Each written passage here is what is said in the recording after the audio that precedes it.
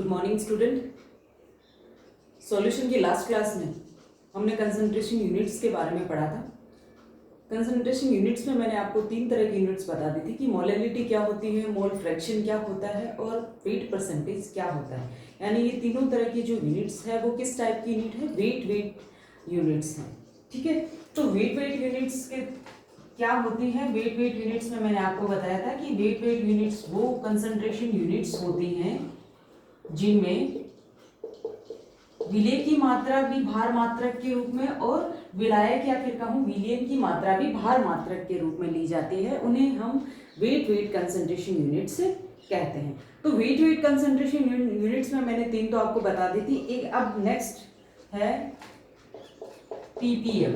एक हम पीपीएम बोलते हैं और एक होती है पीपीबी, पार्ट्स पर मिलियन और पार्ट्स पर बिलियन। ये दोनों कंसंट्रेशन यूनिट्स भी किस टाइप की है, वेट कंसंट्रेशन यूनिट्स टाइप की यूनिट्स हैं। ठीक है, तो पीपीएम और पीपीबी कंसंट्रेशन यूनिट कब काम में लेते हैं। देखिए, जब सॉल्यूशन बहुत ज्यादा डाइल्यूट होता है यानी सॉल्यूशन के अंदर विलेय का अमाउंट बहुत ही कम होता है, तो उस कंडीशन में जो कंसंट्रेशन ज्ञात करने के लिए हम यूनिट्स काम में लेते हैं वो पीपीएम या पीपीबी काम में लेते हैं। फॉर एग्जांपल, जैसे मैं वाटर की हार्डनेस की बात करूं कि उसमें कैल्शियम का अपने को देखना है कि कितने पीपीएम कंसंट्रेशन है, या फिर मैं कोई पॉल्यूटेंट की बात करूं, कोई प्रदूषक की बात करूं, जैसे वाटर में अपने को कोई पर्टिकुलर पॉल्यूटेंट का कंसंट्रेशन देखना है तो वो बहुत ही कम अमाउंट में होगा। तो वो पॉल्यूटेंट बहुत ही कम अमाउंट में होगा वाटर में, और अपने को उसकी एक सिग्निफिकेंट वैल्यू दर्शानी है। ठीक है, अब सिग्निफिकेंट वैल्यू का मतलब 10, 20 इस तरीके से 100, 5, ये नहीं कि ऐसे 0, 0, 0, 0.5 ऐसे लिखे। इसकी बजाय ये सिग्निफिकेंट वैल्यू रहती है। तो अगर सॉल्यूशन बहुत ज्यादा डाइल्यूट होता है या फिर मैं ये कहूँ कि सॉल्यूशन में विलेय का अमाउंट बहुत ही कम होता है, तो उस कंडीशन में विलेय का एक सिग्निफिकेंट अमाउंट शो करने के लिए हम इन कंसंट्रेशन टर्म्स को काम में लेते हैं। पीपीएम का मतलब ये होता है कि 1 मिलियन सॉल्यूशन में, 1 मिलियन कहूं, 1 मिलियन ग्राम सॉल्यूशन, या फिर ये कहूं कि 10 लाख ग्राम सॉल्यूशन में प्रेजेंट विलेय की ग्राम में मात्रा उस विलेय की पीपीएम में सांद्रता कहलाती है। पीपीबी का क्या मतलब होता है, पीपीबी का मतलब होता है 1 बिलियन ग्राम सॉल्यूशन में प्रेजेंट, या फिर ये कहूं 1 बिलियन ग्राम सॉल्यूशन, या फिर कहूं 10⁻⁹ ग्राम सॉल्यूशन। इसी तरह से यहां क्या लिख सकते हो, 10⁻⁶ ग्राम सॉल्यूशन में प्रेजेंट विलेय की ग्राम में मात्रा, और 1 बिलियन ग्राम सॉल्यूशन या फिर 10⁻⁹ ग्राम सॉल्यूशन में प्रेजेंट विलेय की ग्राम में मात्रा पीपीबी कहलाती है। एज ए फॉर्मूले के तौर पर हम क्या लिखेंगे, पीपीबी इक्वल टू लिखेंगे विलेय की ग्राम में मात्रा डिवाइडेड बाय विलियन की ग्राम में मात्रा इंटू 10⁻⁹। इसी तरह से पीपीएम विलेय की ग्राम में मात्रा में डायरेक्ट लिख रही हूँ WA, क्योंकि मैं मान रही हूँ कि विलेय है वो A कंपोनेंट और विलायक क्या है, B कंपोनेंट है। जब विलेय A कंपोनेंट है इसकी ग्राम में मात्रा WA लिख सकती हूँ, और विलायक B कंपोनेंट है तो इसकी ग्राम में मात्रा WB लिख सकती हूँ। और विलियन की ग्राम में मात्रा लिखूंगी तो क्या लिखूंगी, WA प्लस WB। तो PPM is equal to WA upon million की ग्राम में मात्रा लिखेंगे तो WA प्लस WB इंटू 10⁻⁶। इस तरीके से हम पीपीएम और पीपीबी कंसंट्रेशन यूनिट्स में कंसंट्रेशन ज्ञात करते हैं। ठीक है, लेकिन ये दोनों कंसंट्रेशन यूनिट्स कभी हम काम में लेते हैं, तभी काम में लेते हैं जब सॉल्यूशन बहुत ज्यादा डाइल्यूट हो। ठीक है, तो ये वेट यूनिट्स कंसंट्रेशन यूनिट्स हुई। अब मैं बात करती हूँ वेट वॉल्यूम कंसंट्रेशन यूनिट्स की। तो वेट कंसंट्रेशन यूनिट्स 5 हो गए, एक मोलैलिटी हो गई, एक वेट परसेंटेज हो गया, एक मोल फ्रैक्शन हो गया, पीपीएम हो गया और पीपीबी हो गया। अब बात करते हैं weight volume units. Weight volume units weight volume units का क्या मतलब होता है किसी भी विलियन की सांद्रता को व्यक्त करने के लिए काम में ली जाने वाली वो इकाइयां, वो यूनिट्स जिनमें विलेय की मात्रा को भार मात्रक के रूप में और विलेय की मात्रा को आयतन मात्रक के रूप में काम में लिया जाता है, वेट वॉल्यूम यूनिट्स कहलाती है। इनमें कौन कौन सी यूनिट्स पढ़ते हैं हम? एक तो होती है W/V परसेंटेज, या फिर मैं कहूं वेट वॉल्यूम परसेंटेज। ये जो वेट वॉल्यूम परसेंटेज है ये जस्ट लाइक W/W अपन लिखा था ना, वेट परसेंटेज उसी की तरह है, लेकिन फर्क सिर्फ इतना है वहां पे हम सॉल्यूशन की ग्राम में अमाउंट ले रहे थे। हम कह रहे थे कि 100 ग्राम विलियन में उपस्थित विलेय की ग्राम में मात्रा ही क्या कहलाती है, उसका वेट परसेंटेज कहलाती है। यहाँ पे वेट वॉल्यूम परसेंटेज अगर हम निकाल रहे हैं तो यहाँ पे जो विलियन का अमाउंट है वो ग्राम की बजाय किस में लेंगे? ml में लेंगे, यानी विलियन की मात्रा हम आयतन मात्रक के रूप में लेंगे। तो इसे वेट बाय वॉल्यूम परसेंटेज किसे कहेंगे? वेट वॉल्यूम परसेंटेज का मतलब ये होता है कि 100 ml सॉल्यूशन में उपस्थित विलेय की ग्राम में मात्रा, 100 ml सॉल्यूशन में उपस्थित विलेय की ग्राम में मात्रा क्या कहलाती है? उसका वेट परसेंटेज कहलाती है। यानी W/V परसेंटेज को एज ए फॉर्मूला अगर हम रिप्रेजेंट करें तो यह लिखेंगे विलेय की ग्राम में अमाउंट बटा विलियन का आयतन इंटू 100। विलियन का आयतन क्या होगा? VA plus VB। ठीक है, ये हो गया वेट परसेंटेज। नेक्स्ट है मोलेरिटी। मोलेरिटी जिसे हम कैपिटल M से रिप्रेजेंट करते हैं। मोलेरिटी क्या मतलब होता है? मोलेरिटी जो कंसंट्रेशन यूनिट है उसमें 1 लीटर सॉल्यूशन में उपस्थित विलेय के मोलों की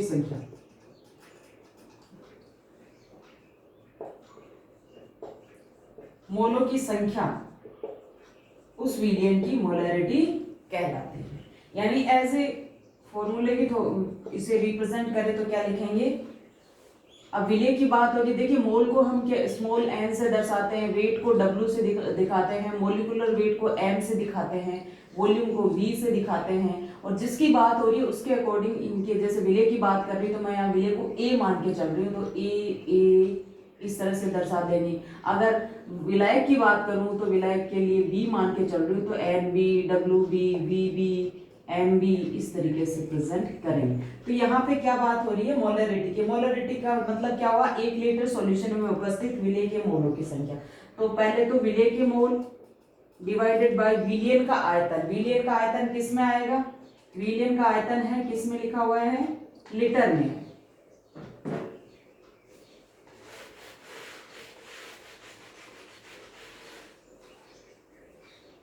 molarity M is equal to, ये जो मोल हैं इनको हम कन्वर्ट कर लेते हैं विलेय की ग्राम में मात्रा डिवाइडेड बाय उसका मोलिकुलर वेट या molar mass. M is equal to क्या लिख सकते हैं? WA/MA इंटू विलियन का आयतन, अगर ml में ले लेते हैं तो इंटू क्या आ जाएगा? 1000 आ जाएगा। ये क्या होता है? मोलरिटी ज्ञात करने का फॉर्मूला होता है।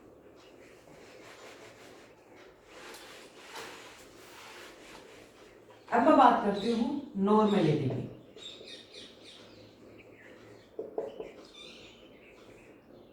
नॉर्मेलिटी को कैपिटल N से रिप्रेजेंट करते हैं। नॉर्मेलिटी का क्या मतलब होता है? नॉर्मेलिटी का मतलब ये होता है कि इस तरह की जो कंसंट्रेशन यूनिट है, नॉर्मेलिटी का मतलब ये है कि 1 लीटर विलियन में, 1 लीटर विलियन में उपस्थित विलेय के ग्राम तुल्यांकों की संख्या,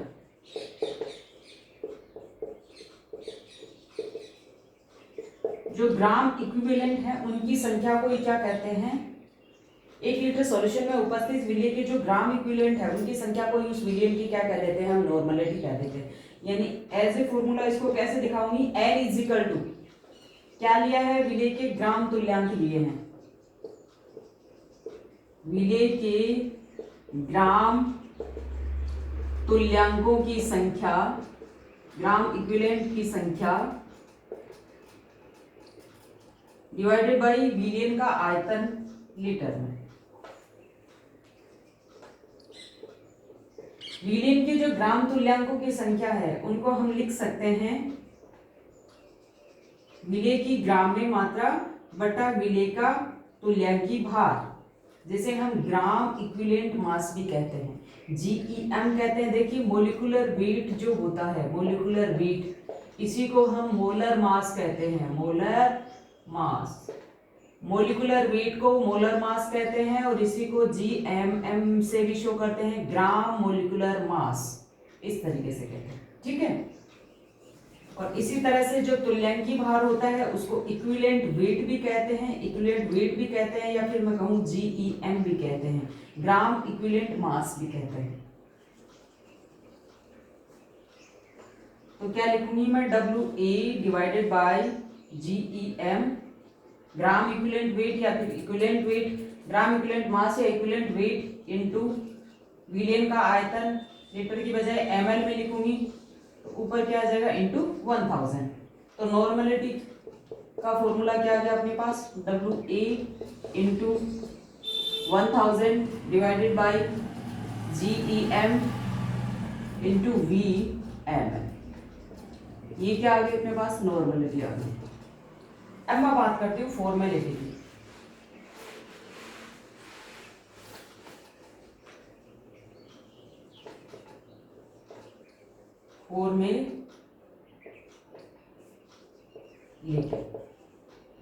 फॉर्मेलिटी का मतलब ये होता है कि 1 लीटर सॉल्यूशन में उपस्थित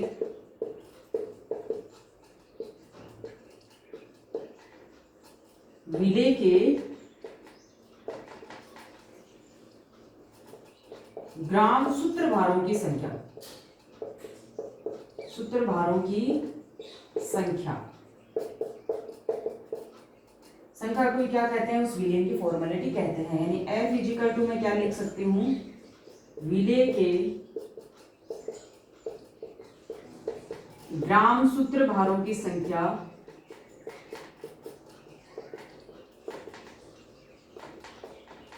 डिवाइडेड बाय विलेय का आयतन लीटर में। या फिर कैसे लिखूंगी फॉर्मूले के सेंस में, देखिए ग्राम सूत्रभारों की संख्या, विलेय के ग्राम सूत्रभारों की संख्या इज इक्वल टू होता है विलेय की ग्राम में मात्रा बटा विलेय के सूत्रभार, विलेय का सूत्रभार, ठीक है। यानी विलेय की ग्राम में मात्रा बटा विलेय का सूत्रभार कि कहां लिखेंगे, विलेय के ग्राम सूत्रभारों की संख्या की जगह लिखेंगे, तो लिखेंगे WA डिवाइडेड बाय विलेय के सूत्रभार यानी फॉर्मूला वेट। इसे हम देखिए विलेय का जो सूत्रभार होता है इसे फॉर्मूला वेट भी कह सकते हैं, या फिर हम कह सकते हैं GFM, gram formula mass, GFM into VML में ऊपर क्या आ जाएगा, इंटू 1000। ये क्या आ गई अपने पास, फॉर्मेलिटी। यानी फॉर्मेलिटी इज इक्वल टू क्या आएगी, WA into 1000 divided by GFM into VML।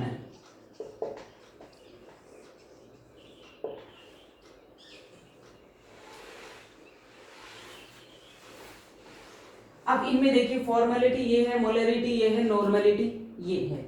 Formality में क्या ले रखा है, GFM ले रखा है, मोलरिटी में क्या ले रखा है, मोलिकुलर वेट, या फिर मैं इसको ऐसे भी लिख सकती हूँ, MA की जगह क्या लिखा जा सकता है, MA की जगह क्या लिखा जा सकता है, GMM, gram molecular mass. Molecular weight या फिर मोलर मास की जगह हम ग्राम मोलिकुलर मास भी बोल सकते हैं।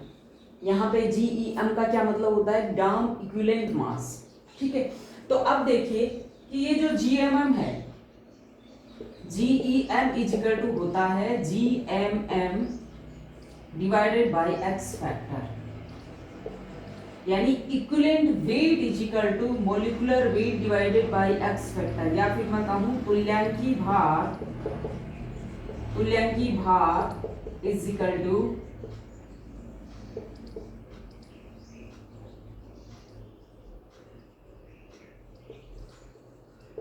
अणुभार divided by X factor. X कारक, ये रिलेशन होता है तुल्यांकी भार और अणुभार में, या फिर ये कहूँ जीईएम और जीएमएम में ये रिलेशन होता है। अब बात ये आती है कि एक्स कारक क्या होता है।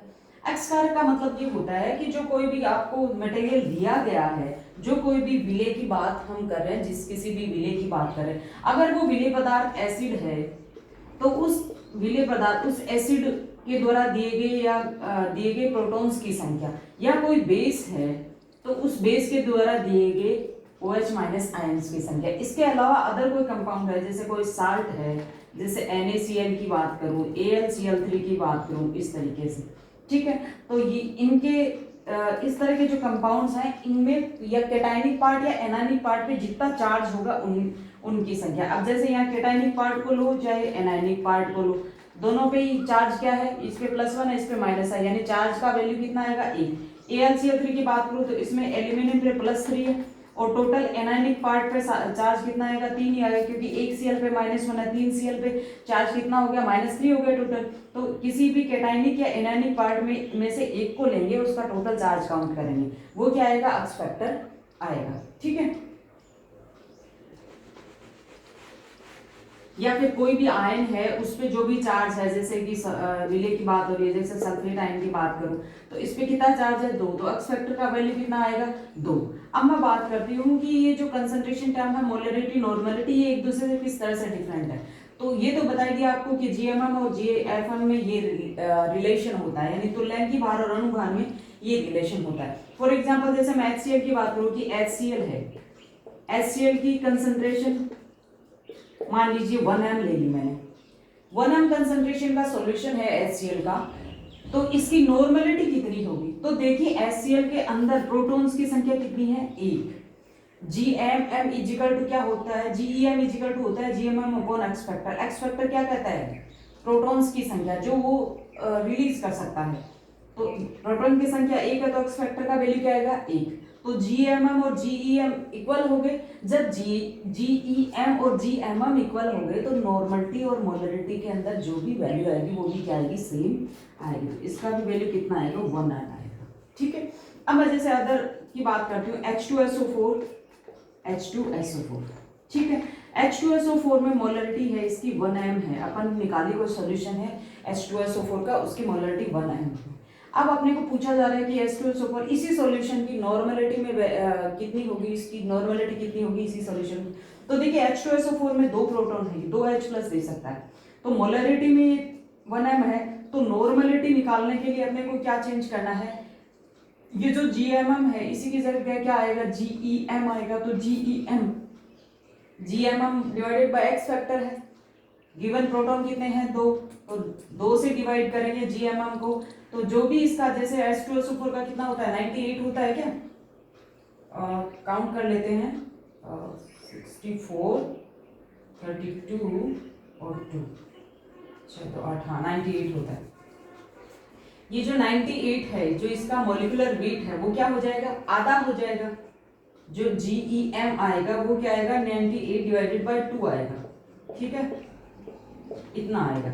अब ये आधा हो गया, यहाँ देखिए यहाँ पे इसका वैल्यू आधा हो जाएगा तो नॉर्मलिटी क्या हो जाएगी, डबल हो जाएगी। तो अगर H2SO4 का 1m सॉल्यूशन है तो नॉर्मलिटी की सेंस में इसको दिखाएंगे तो क्या लिखेंगे, इनटू 2m हो जाएगा।